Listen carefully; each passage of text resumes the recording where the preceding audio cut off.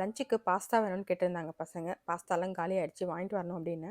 Rice ஓகேவான்னு சொன்னா, rice வேணாம் வேறு ஏதாவது பண்ணி தாங்கன்னாங்க. சரி கொஞ்சம் வெயிட் பண்ணுங்க, பீட்டா பிரெட் ரேப் பண்ணி தரேன்னு சொன்னேன். பீட்டா பிரெட்ல ரேப்னா ரொம்ப மொத்தமாக இருக்காதான்னு கேட்டாங்க. வெயிட் பண்ணி தரேன்னு சொல்லிட்டு பன்னீர் எல்லாத்தையும் க்யூபாக கட் பண்ணாமல் நீட்டாக கட் பண்ணிட்டேன். அதோடு சேர்த்து 2 கலரில் பெல் பெப்பரும் கட் பண்ணிட்டேன். கொஞ்சோண்டு சால்ட், பெப்பர் அண்ட் ஹர்ப்ஸ் இது எல்லாத்தையும் போட்டு லேசாக ஒரு வதக்கிட்டு பீட்டா பிரெட்டையும் வந்து நல்லா ஹீட் பண்ணிட்டேன், எண்ணெய்லாம் எதுவுமே போடாமல். அதுக்கப்புறம் அதை 2ஆக கட் பண்ணிவிட்டு அதை வந்து பிரிச்சேன்னா அப்படியே ஒரு பவுல் மாதிரி ஃபார்ம் ஆகிடும். அதுக்குள்ளே இந்த ஸ்டஃபிங் எல்லாம் வச்சு சாப்பிட்டேன், சூப்பராக இருந்துச்சு.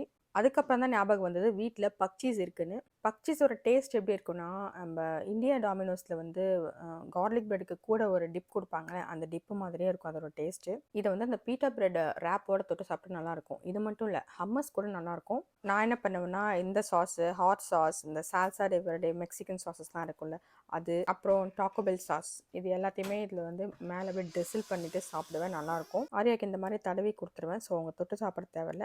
எப்படி இருக்குன்னு கேட்டேன், ரொம்ப நல்லா இருக்குன்னாங்க. அண்ட் ஃபில்லிங்காகவும் இருந்துச்சு. A very simple lunch. வேறு வீடியோ பார்க்கலாம். பாய்.